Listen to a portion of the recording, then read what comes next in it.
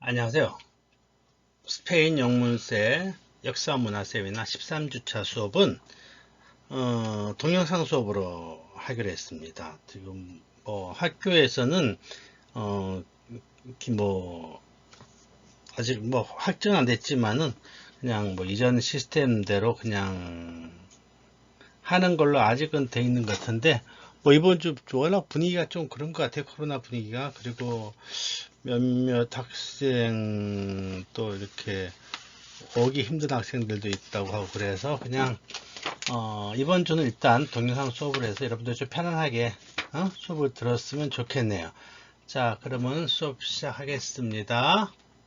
그러니까 제가 원래는 줌 수업으로 하기로 했는데 줌 수업은 취소를 하고 이렇게 동영상 수업으로 하겠습니다. 자, 텍스트 보면서 같이 합시다. 스페인 내전의 상처. 스페인 자, 내전으로 내 책은 166쪽이에요. 전번에 우리 수업한 이어서. 자, 스페인이 그 1898년이죠. 음?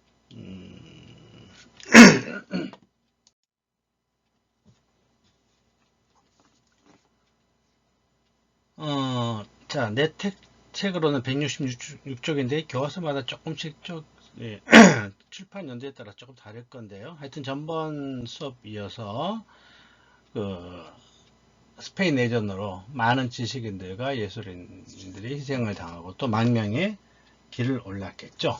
음. 자, 27세대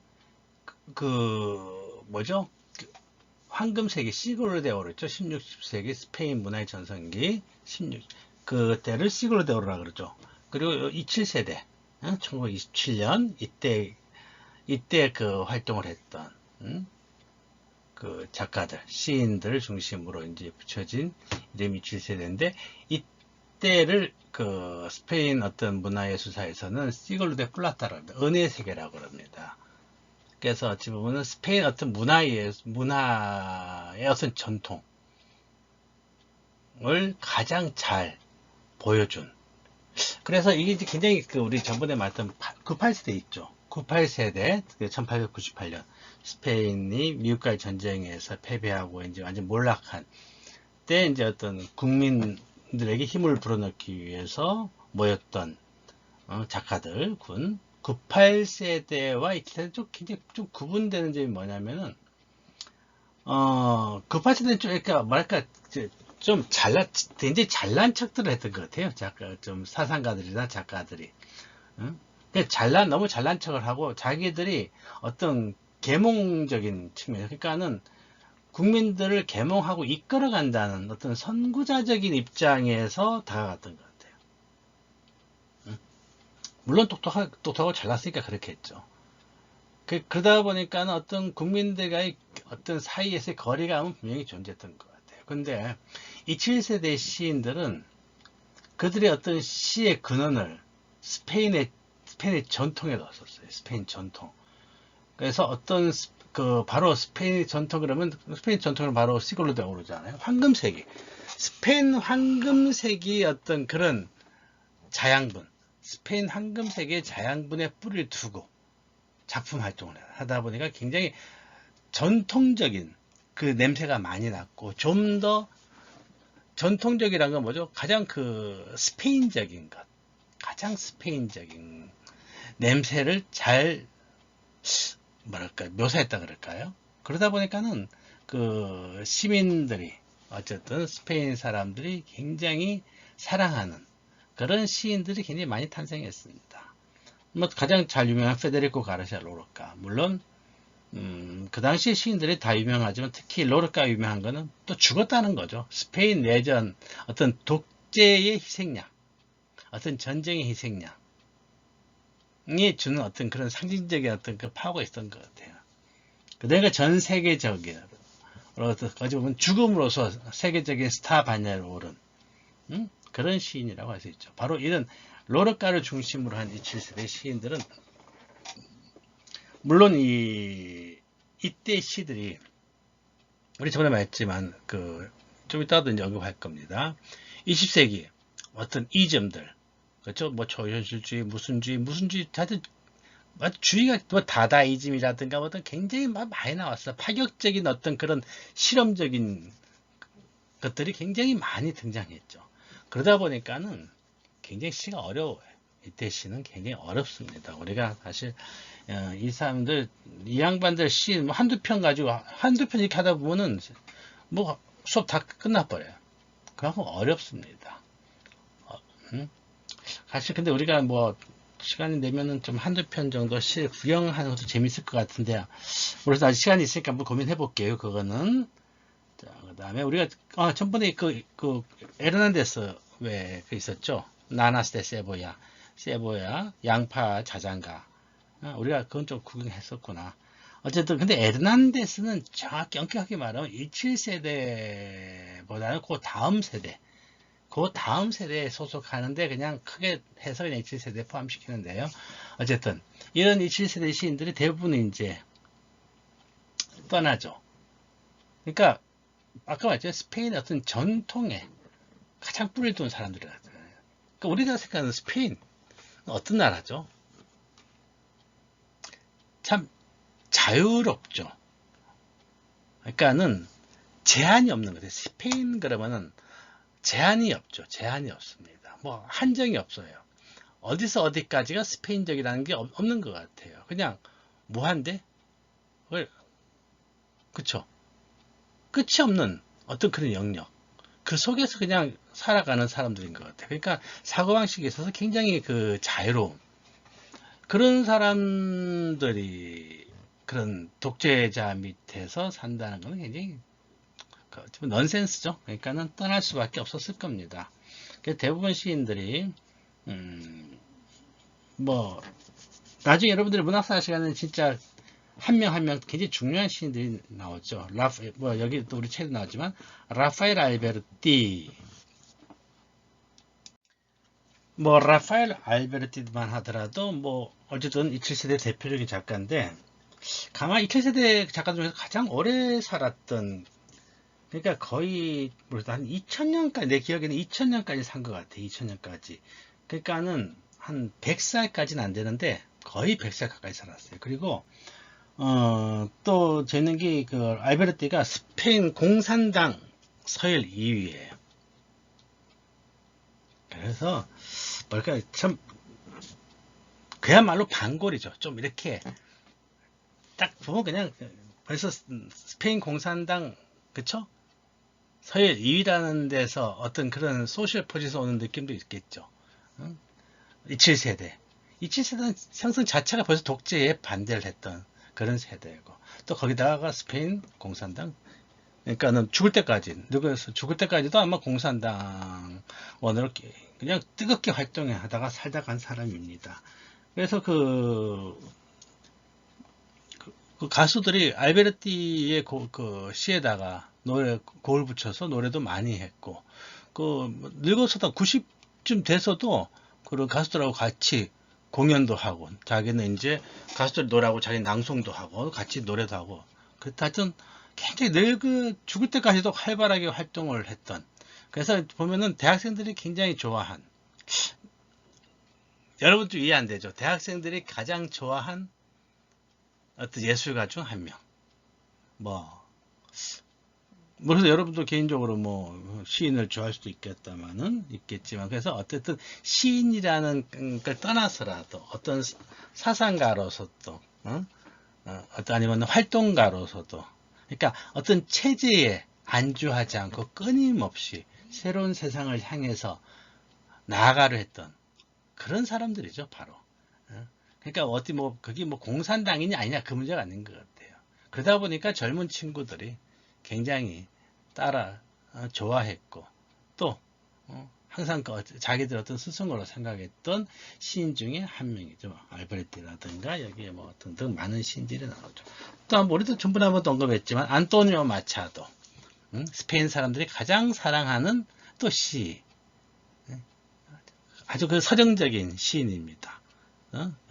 그래서 좀 생긴 건 아닌데 굉장히 아름다운 삶을 살아갔던, 그래서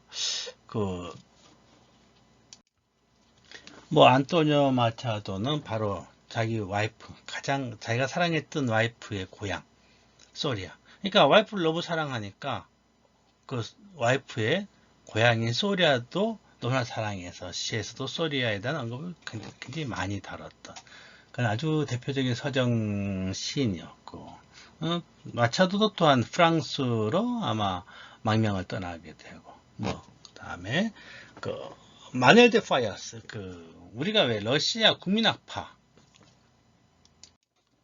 그쵸? 러시아의 뭐 러시아 음악이 국민악파라는 말 들어봤죠? 뭐 나도 다는 모르겠는데 뭐 무소르그스키, 그쵸?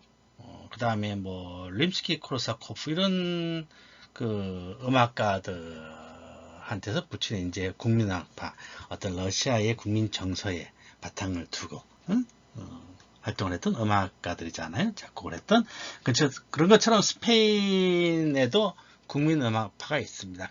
국민 음악파를 이끈 대표적인 음악가가 바로 마누엘 데 파야스입니다.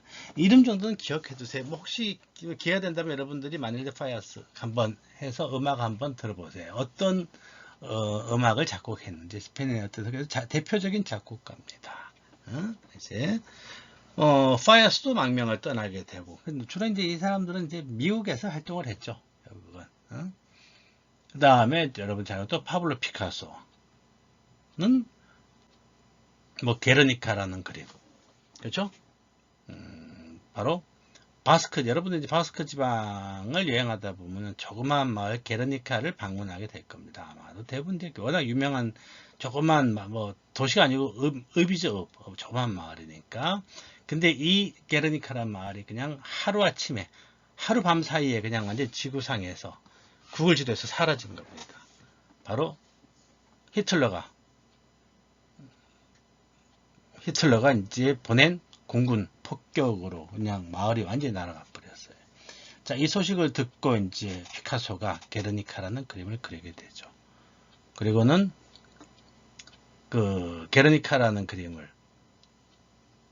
스페인의 민주주의가 완전히 정착을 하면은 이 그림을 스페인에 가지고 가라고 유언을 남길 정도.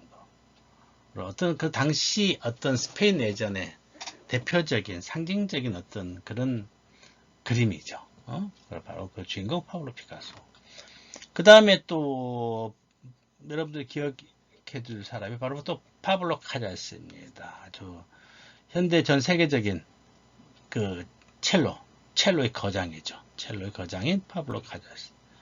또 아마 프랑스로 망명을 했을 거예요. 프랑스에서 주로 활동을 많이 했겠죠. 그래서 자기도 스페인에서는 절대 공연하지 않겠다라고 또 선언을 합니다.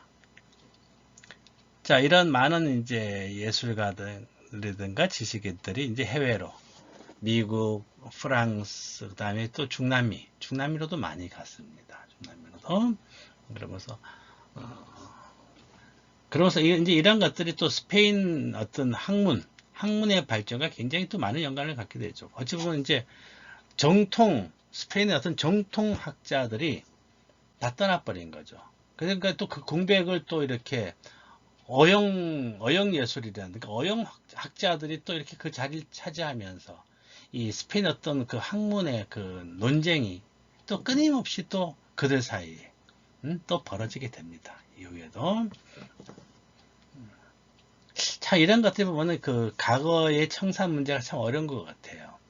우리도 보면은 그런 게 많지 않습니까? 친일 학파들이 뭐 예를 들어 그쵸? 국사 문제 있어서도 뭐 서울대 국사학과, 뭐 서울대 뭐 초대 뭐 교수, 학과장들이 주로 이제 일제 식민사관의 어떤 영향을 받게 되고, 그러다 보니까 우리나라 역사계가 식민사관을 정리하지 못하고, 왜냐하면 그 학장의 제자들이 그쪽 대한민국의 역사학과를 또 다 장악하게 되고, 그러다 보니까는 자연스럽게 식민사관이 뭐 대학마다 뿌리를 내리게 되잖아요. 그러면은 그런 그런 역사관에 또 반대하는 학자들은 쉽게 대학에서 발을 못 붙인단 말이에요. 그러다 보니까 또 재학자로 남게 되고, 참 그래서 아무래도 싸우다 보면 제도권에 있는, 대학이라는 제도권에 있는 학자들이 유리하겠죠.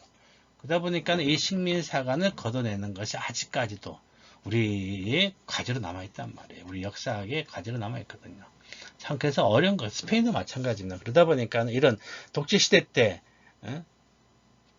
정통학자들이, 예술가들이 다 떠나다 보니까 그 빈 공간을 또 어용학자들이 차지하게 되고, 그들이 기득권을 누리면서 제도권 내에서 자신들의 권력을 공고히 확보하게 되고, 그러다 보니까는 뭐 지금은 민주주의가 됐지만은 그들의 어떤 그런 업적을 지운다는 것이 또 쉬운 게 아니거든요. 그래서 이 어려운 거, 역사란 것이 그래서 참 어려운 문제인 것 같아요. 자, 어쨌든 그래서 내전이 끝나고 스페인 내전이란 것이 보세요. 5개월 후에 제2차 세계대전의 발발이라는 겁니다. 그러니까 그야말로 전초전이 스페인에서 시작된 거죠. 세계대전의 전초전이 스페인에서 시작되었다. 그리고 여기서 히틀러나 이태리 같은 국가들은 자기들의 무기를 실험을 하고 실험할 수 있는 공간이 된 거죠. 그래서 하여튼 각 모든 강대국들, 미국, 소련, 그 다음에 이탈리아, 그 다음에 히틀러 등, 또 거기에 맞서는 유럽, 다른 나라들의 어떤 그런 서로 간의 하여튼 아주 그 관계, 대립들이 그냥 스페인에서 그냥 터진 겁니다. 그리고 이것이 시작이 돼가지고 결국 제2차 세계대전까지 이제 이어지는 거겠죠. 자, 스페인 내전은 그들만의 리그는 아니었죠. 전 세계에, 왜냐면, 어쨌든, 그거 끝나고 또, 뭐죠? 제2차 세계대전이 벌어질 정도로 전 세계 이목의 중심이 됐거든요. 우리나라 6.25 때도 몇 개국이죠? 많은 나라에서 지원군이 왔었죠. 그런 것처럼 스페인 내전도, 그들만의 싸움이 아니고 또 그냥 전 세계에서 다 그냥 참가를 한 겁니다. 그러다 보니까 또 똑똑하고 잘난 사람들도 많이 왔죠. 그 중에 가장 대표적인 사람이 어니스트 해밍웨이입니다. 그야말로 해밍웨이는 스페인에서 가장 최고의 고객이죠. 왜냐면은 해밍웨이 덕분에 스페인의 관광업이 엄청 더 발전할 수 있었거든요. 왜냐면 최고의 베스트셀러 작가인데 베스트셀러 작가가 또 해밍웨이가 작품 속에서 스페인에 대한 언급을 참 많이 했단 말이에요. 그러니까 사람들이 궁금할 거 아니에요. 그러니까 놀러 간 거죠. 스페인에 많이 놀러 갔죠. 나중에 또 스페인은 또 전쟁에서 그냥 내전을 통하고 또 전쟁에서 가난했기 때문에 가난한 나라 놀러 가면 뭐가 좋아요? 물가가 싸잖아요. 그쵸? 물가가 싸니까 좋죠. 물가가 싼 나라. 우리도 왜 아마 여러분들 동남아 가면 그런 걸 느낄 겁니다. 일본 갈 때하고 예를 들어 우리 말하는 베트남하고 비교를 해보면 그렇죠.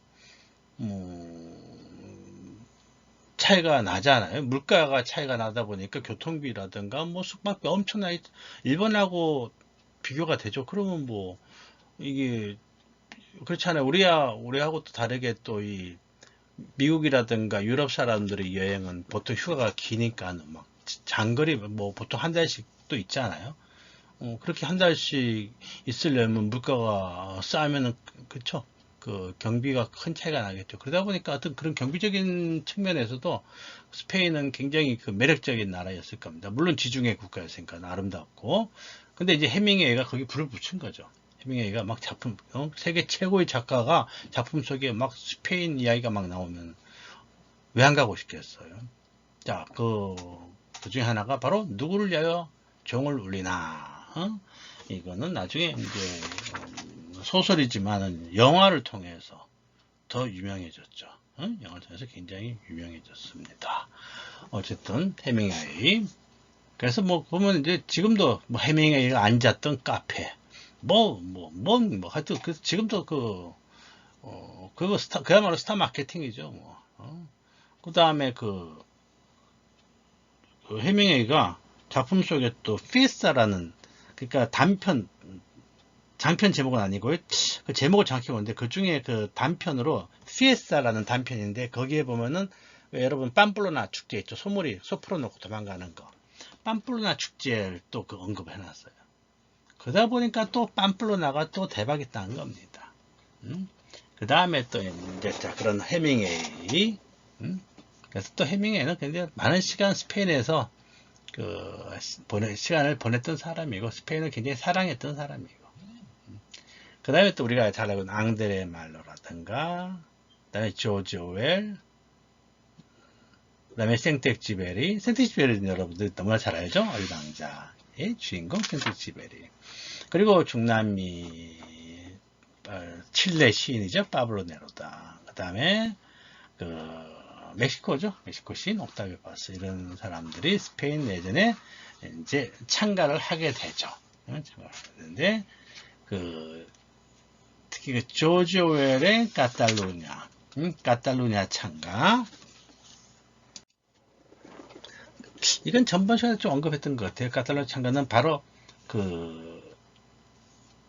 그야말로 그 공화파 국민파와 프랑코의 국민파 프랑코의 국민파가 밑에서 이제 올라오고 위에서 그냥 내려왔잖아요. 양쪽에서 그냥 양동이 작전으로 왔고 그러다 보니까는 이제 그 프레드 포플라르죠 인민전선파 좌익 이제 연합이 소위 이제 공화파죠 공화당파들이 바르셀로나를 이제 거점을 옮기게 되죠. 그러니까 그 중간이 아니면 아라곤이란 말이에요. 그러니까 아라곤에서 치열하게 서로 싸우는 그런 모습들. 자 그걸 이제 글로 적은 것이 이제 카탈루냐 참가죠. 조절의 카탈루냐 참가. 자, 이러한 이제 세계적인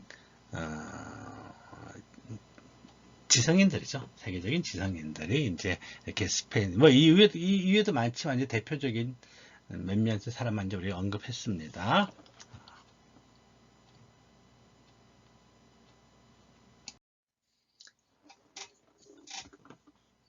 자, 이렇게 참 자유분방한 사고의 소유자들이 많은 스페인.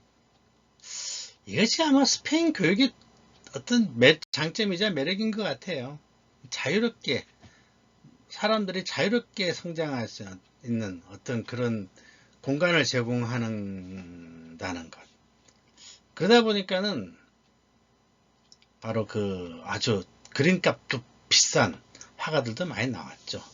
자, 아까도 나왔지만 어쨌든 저기 20세기 초반 특히 제1차 세계대전과 제2차 세계대전 사이 사이다 제1차 세계대전 시작부터 해서 제2차 세계대전 바로 거기까지 그야말로 수많은 이점들이 탄생한 시기입니다. 바로 아방가르드 예술이 이때 꼽히는 거죠. 그러니까 인간의 상상이 그냥 인간이 상상할 수 있는 영역 그걸 더 뛰어넘은 거죠. 왜냐면 이제 무의식의 세계까지 그렇죠. 이제는 어떤 현실, 비현실, 의식, 무의식을 뛰어넘어 가지고 인간이 해낼 수 있는 모든 걸 다 끄집어내 가지고는 뭔가를 하는 겁니다. 그런데 이제는 만드는 게 뿐 아니고 이제는 해체까지 해요. 부셔버려요. 그전에 인간의 역사는 그냥 계속 만드는 거였거든요. 그쵸? 만들면 뭔가를 더 잘 만들었죠. 근데 이때 오면은 사람들이 이제 전쟁 때문에 충격을 받은 거예요. 가장 그 이성적으로 최고의 이성의 소유자라고 생각했던 동물들인 인간들이 이렇게 동물보다도 더 동물스럽게 서로 싸우고 죽이고 했던 것에 인간들이 충격을 받은 겁니다. 그래서 더 이상 인간의 역사를 이제 믿지 않는 거예요. 인간이 만들어 놓은 모든 것에 회의를 푸는 겁니다. 어떻게 해야 돼요? 부수는 거예요, 이제는. 부수자. 그리고 다시 시작하자는 겁니다. 자, 근데 부수는 것도, 요즘도 보세요. 건물도 옛날에는 그냥 무시하게 그냥 폭탄 팍 터뜨렸잖아요. 요즘은 건물 어떻게 터뜨려요? 그냥 폭삭 내려앉죠. 발달한 겁니다, 기술이. 그러니까 이 해체도 어떻게 할 것이냐. 그러니까 해체 방법을 가지고 여러 미학들이 이제 탄생한 겁니다. 아방가르드 여러 가지 이제 갈래가 나오는 거죠. 여기 우리 책에 나오지만은 바로 뭐 미래주의, 오르피즘, 다다이즘, 가장 대표적인 다다이즘이죠. 가장 대표적인 다다이즘, 포비즘, 포윤주의, 입체주의. 그러니까 예를 들어 다다이즘 같은 경우는 다다이즘은 무슨 뜻이냐? 뜻이 없어요. 그러니까 뜻이라는 것 자체가 벌써 이성의 논리잖아요. 그러니까 이성의 논리를 완전히 배제하는 겁니다. 이성이라는 것이 좋은 거 아니다. 인간을 이렇게 완전히 파괴로 몰아붙이는 장부 근원이 바로 이성이다. 이성을 믿지 않는 겁니다. 그러니까 자기들이 모임에 이름을 붙이는 것 자체가 벌써 어불성설이죠. 자기 모순이 되는 겁니다. 그러다 보니까는 카드에서 참가자들이 카드 한 장씩 뽑아가지고 나열해가지고 하다 보니까는 다다라는 이름이 나온 거예요. 그게 다다의 집이라 그런 겁니다.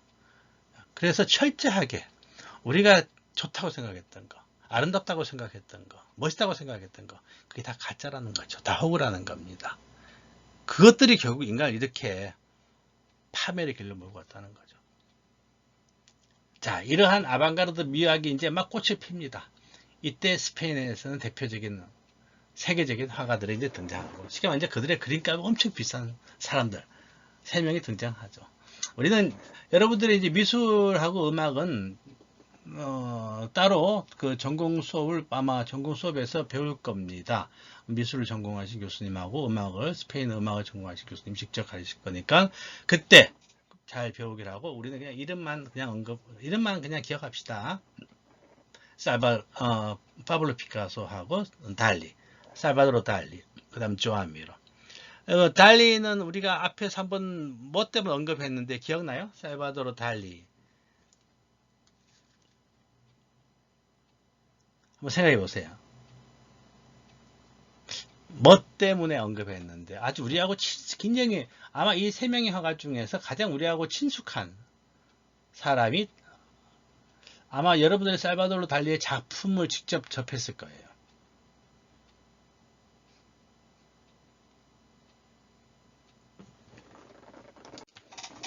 힌트 줄까요? 추파춥스. 추파춥스 그 껍데기가 바로 달리가 만든 로고라 그랬죠. 그 추파춥스 그 로고가 바로 달리의 작품입니다. 그러니까 추파춥스도 대단하죠. 그래서 그들이 자랑하잖아요. 자기들은 사탕을 파는 게 아니고, 자기들을 먹는 거는 사탕을 먹는 게 아니고 문화를 먹는 거라고. 보면은 참 스페인 애들이 참 뭐라 그럴까요? 참 기발한 것 같아. 그런 거 쉽게 하여튼 기발하게 돈을 벌어요. 기발하게. 그게 부럽더라고요. 기발하게 돈을 벌어서 부러워요. 그냥 고생해서 그쵸, 고생해서 벌면은 좀 짠해요. 근데 기발하게 보니까 좀 짜증나. 왜 쟤들은 저렇게 살지? 왜 우리는 저렇게 못할까? 그게 교육의 차이인 것 같아. 교육. 그러니까 자유롭게 그냥 놔두니까 그렇게 기발한 생각을 하는 것 같아요. 자유롭게 놔두니까.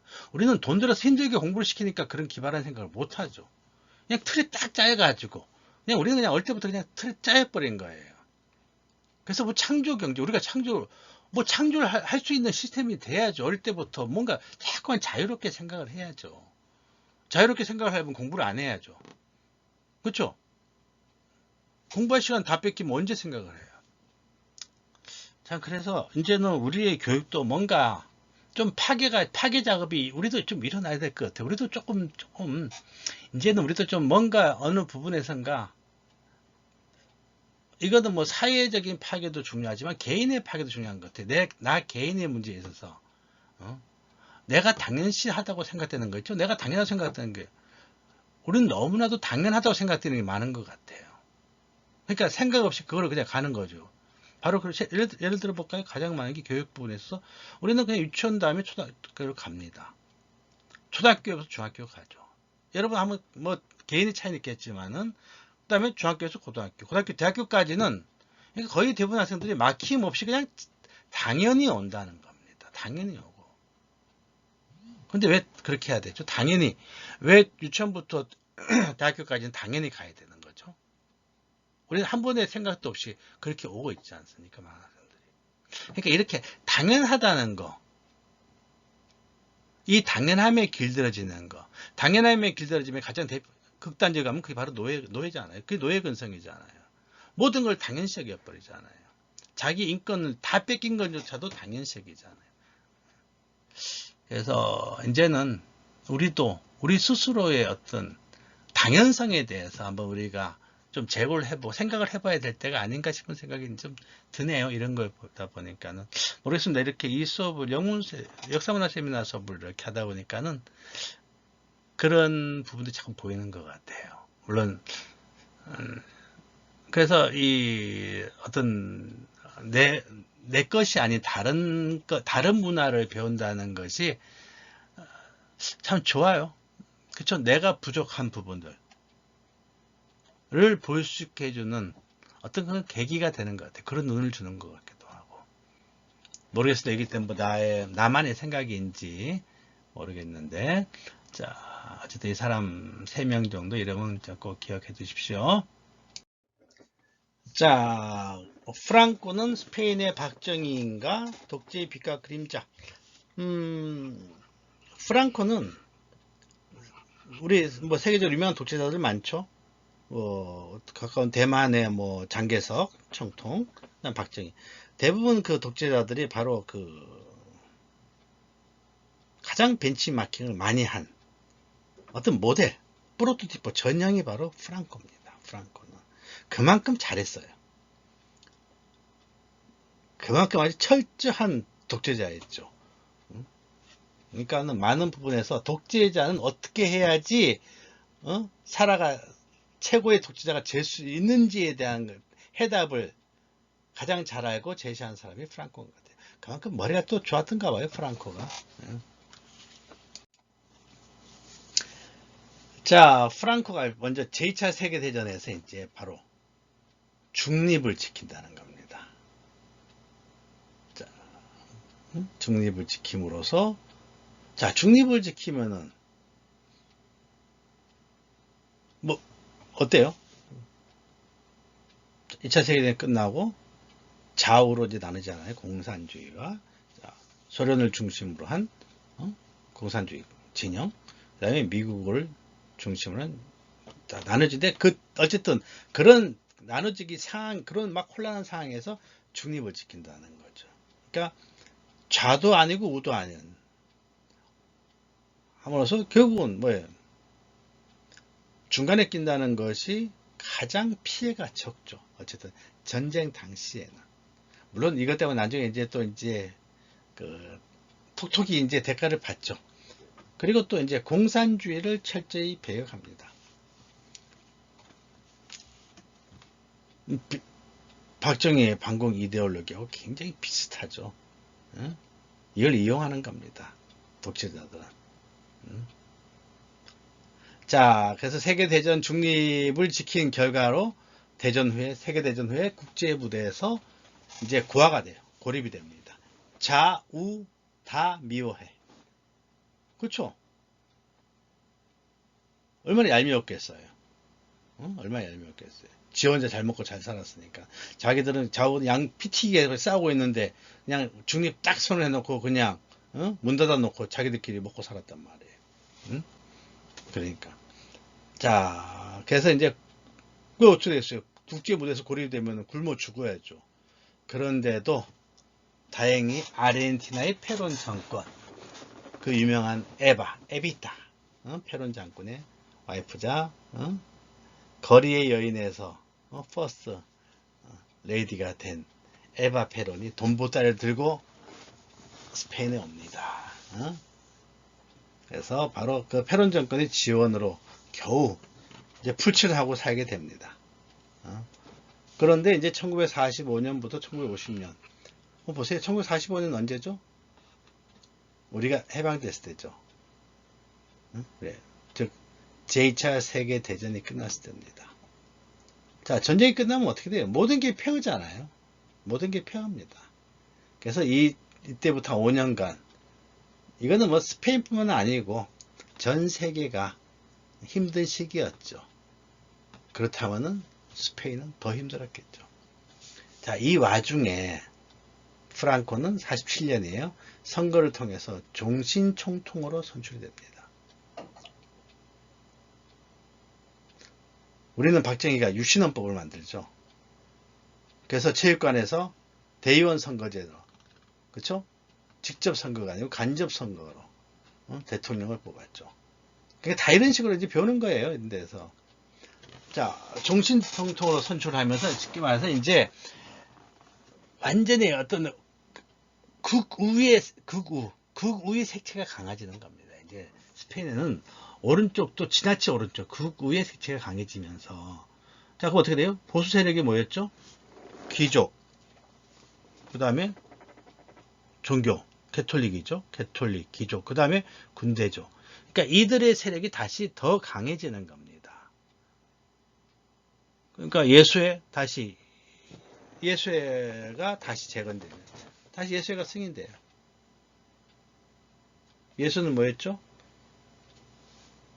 바티칸 황제, 그리고 교황의 그야말로 특수부대잖아요.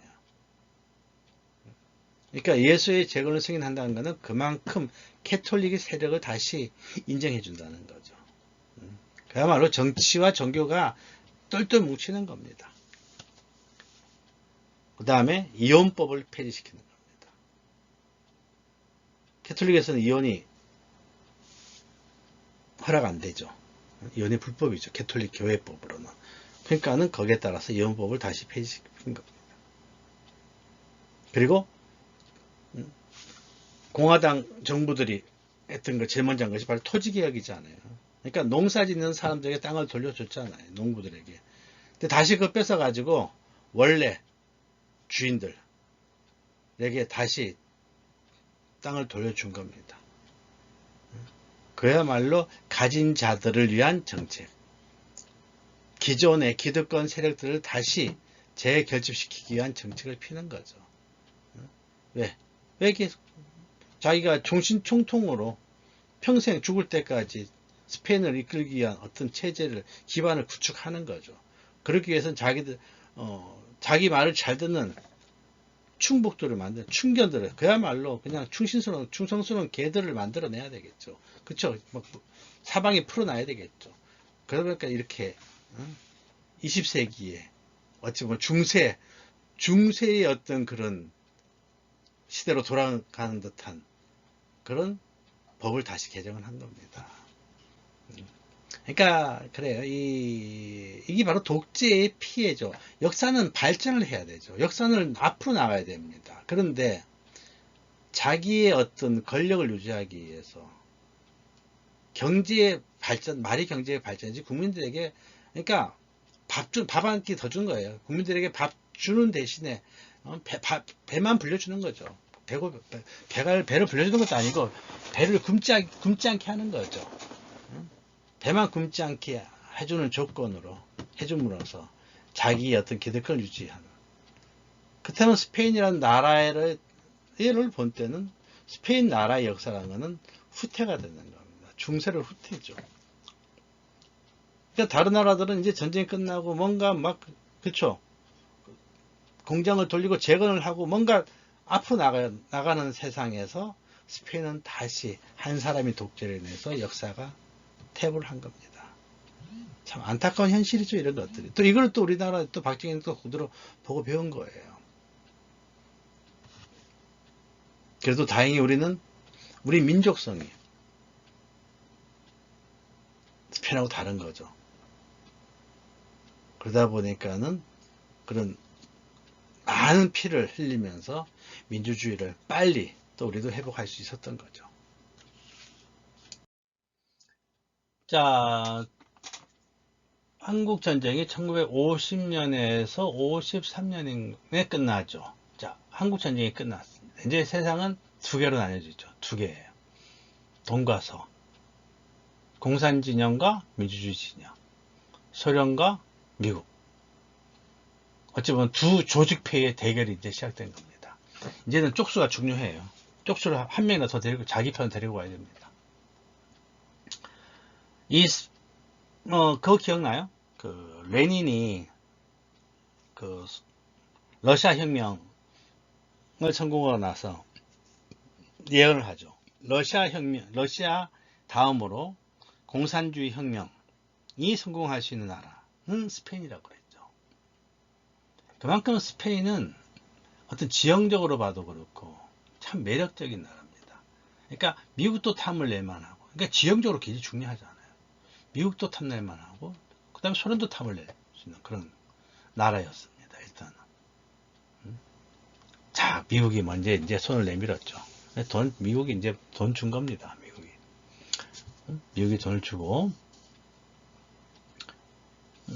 그러니까 그전에는 얼마나 불쌍했어요. 그전에는 고아였잖아요. 외교적인 고아였죠. 현대사회는 외교적인 고아란 거는 우리가 북한을 받아야 할 수 있잖아요. 고립되면은 굶어 죽습니다. 고립되면은. 그나마 북한은 그래도 중국이, 이래저래 그냥 챙겨주니까는 버티잖아요. 뭐, 러시아도 하지만 중국이 그냥 더 적극적으로 지원을 하지 않습니까?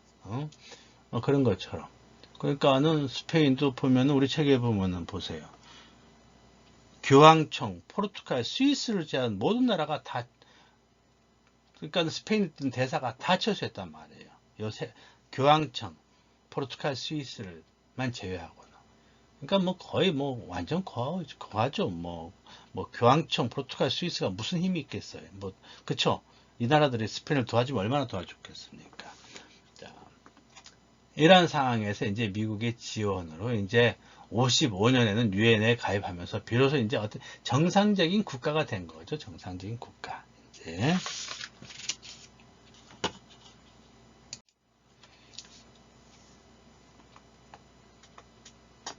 자, 뭐 자세한 거는 빼고, 우리 이제 내 책 179 보면, 1953년 스페인은 교황청과 조약을 통해서 카톨릭을 스페인의 유일한 종교로 또 인정합니다.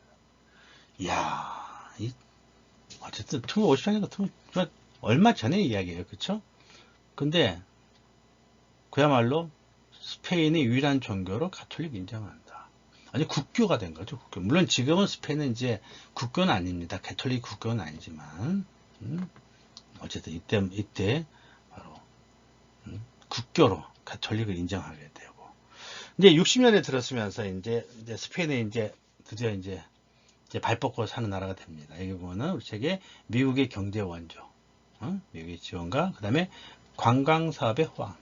아까도 말했지만은, 이제 스페인의 어떤 관광 국가로서의 매력은 지역적 어떤 지중해 기후, 그 다음에 거의 사면이 바닷가라는 장점과 또 하나는 바로 물가죠. 스페인 물가. 특히 이 시기만 하더라도 지금도 유럽에서는 스페인이 물가가 조금 그래도 다른 강대국들에 비해서는 싼 편이잖아요. 싼 편인 것만큼 물론 많이 오르긴 했지만은 이때만 하더라도 스페인은 물가가 굉장히 싼 나라였을 거 아니에요. 그러니까는 아무래도 물가 싸고 경치 좋은 나라, 기후 좋고 매력적이죠. 뭐 우리가 뭐 동남아 여행 가는 거 같다고 말했죠. 아까 뭐 그런 것처럼. 그래서 관광 사업이 이제 화응을 이루게 됩니다. 그리고 또 하나 이제 보면은 지금 이제 할아버지 할머니들 보면요. 이렇게 스위스 갔다 온 사람들이 많아요. 난 처음에 여행 갔다 온 줄 알았는데, 난 왜 이렇게 스위스 여행들을 많이 갔나 싶은데, 그게 아니고, 우리도 왜 전에 독일에 뭐죠? 파병 간호사하고, 뭡니까? 뭐죠? 광산. 그쵸? 광산, 그걸 뭐라 그러죠? 광산 하여튼 일하러 많이 갔었죠. 박정희 정부 때. 달러 벌러. 그래서 그분들이 지금 남해에 와서 독일 마을을 만들어서 살고 있지 않습니까? 그런 것처럼 스페인에서도 독일이라든가, 우리 책에 나옵니다. 독일, 영국, 스위스, 여기에 광부, 광부하고 가정부 등의 일자리를 찾아서 많이, 그러니까 갔습니다. 노동자로 일하러. 그리고 이제 달러를 이제 본국에 보낸 거죠. 이것이 바로 경제적으로 큰 도움이 됐다는 겁니다. 우리도 마찬가지죠. 지금 동남아의 노동자들이 한국에 와서 뭐 동남아뿐만 아니라 중국도 그렇잖아요. 중국 노동자들이 와서 돈 벌어서 대부분 다 본국에 보내죠. 본국에 보내서 본국 그 가정 생활에 많은 도움을 주고 있지 않습니까? 그런 것처럼. 그래서 이래 보면 스페인의 늙은 할아버지 할머니 중에 의외로 많은 분들이 외국에서 살다 왔다 그러더라고요. 바로 이 이유 때문이죠. 자, 그리고 이제 우리가 이제 마지막으로 언급할 것이 여기 보면은 1969년 후안 칼로스가 프랑코의 후계자로 공식 지명되었다. 우리가 앞에서도 말했죠. 프랑코 독재자들이 가장 걱정하는 것. 사후 자기가 죽고 나서 어떻게 될 것인가에 대한 자기 무덤이 혹시 훼손당하지 않을까에 대한 두려움을 항상 갖고 있습니다. 왜? 너무나 많은 사람을 죽였으니까 학대하고. 자, 그래서 바로 어떻게 자, 요 사정을 우리가 조금 볼게요. 1969년 연도가 중요한 거 아니에요. 제2공화국으로 성립하니까 공화국이 성립되면 왕은 필요 없죠. 왕은 쫓겨나는 거죠. 국민이 주인이니까 대통령이 되는 거. 대통령이 있으면서 이제 왕은 필요 없죠. 그러니까 그때 왕이었던 알폰소 13세가 이제 망명을 떠났습니다. 그러니까 바로 그 알폰소 13세의 아들이 누구냐면은 그 밑에 나옵니다. 바르셀로나 백작 돈환이에요.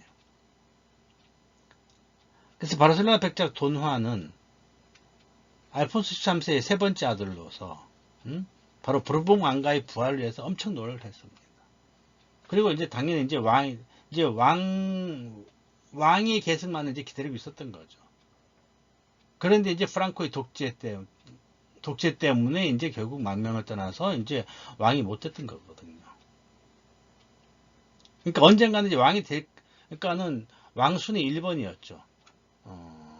바르셀로나 백작 돈환이 이제 1번이었어. 기다리고 있었던 거죠. 언젠가는 프랑코가 죽고 이제 스페인에 다시 왕가가 들어선다면 이제 여기가 이제 돈환이 왕이 될 겁니다. 그런데 프랑코가 자기 후계자로 바로 돈환이 아닌 돈환의 아들인 돈환 카를로스를 자기 후계자로 지명을 한 겁니다. 참 비극이죠. 어쨌든.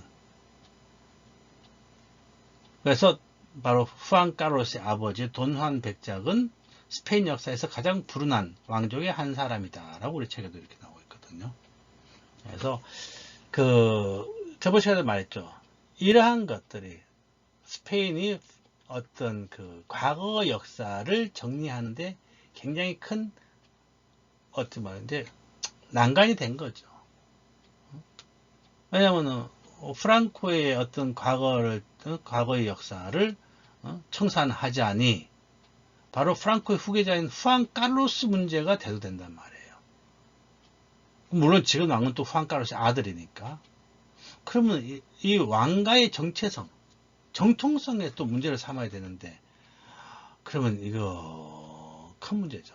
스페인이라는 나라의 뿌리가 근본적으로 흔들릴 수 있는 문제이기 때문에 스페인은 참 우리도 그렇지만 스페인도 과거를 청산하는 문제가 굉장히 물론 앞으로도 이제 언젠가 해야 되겠지만은 쉽지 않은 문제로 남아 있습니다. 그리고 그렇습니다. 이거 내 책 180쪽 이제 마지막 우리 이제 오늘 수업의 마지막 부분에 보면은 프랑코 시대는 질서와 경제 성장의 시기로 규정할 수 있으나 이 모두가 자유를 담보한 것이거든요. 쭉쭉쭉 해가지고 끝에까지 한번 읽어보세요. 이걸 한번 읽어보시고 한번 정리를 해두세요. 이거 한번 시험 문제 내가 낼 것 같아요. 이 부분은 어떤 프랑코 시대의 어떤 그의 공과사라 그럴까요? 프랑코의 공과사의 문제를 한번 여기 이제 이 책이 정리가 되어 있는데 여러분 나름대로 한번 간단하게 한번 정리를 해 두십시오. 나중에 어차피 내가 시험 문제를 낼 거니까. 자, 오늘은 여기까지만 수업을 하겠습니다. 날씨가 엄청 춥네요. 오늘은 날이 굉장히 춥습니다. 또 코로나 때문에 또 그냥 좀 그렇죠. 마음도 좀 심란하고 뭔가 조금 그렇네요. 이렇게 좀 들뜨네요. 자꾸만 안정이 안 되고 여러분도 어쨌든 그렇지만은 건강 조심하고 수업한 거 정리 잘 해서 이제 시험도 얼마 안 남았죠. 이제 슬슬 조금씩 준비해 두시기 바랍니다. 자, 그러면 오늘 동영상 수업은 여기까지 하겠습니다. 다음 주에 만납시다.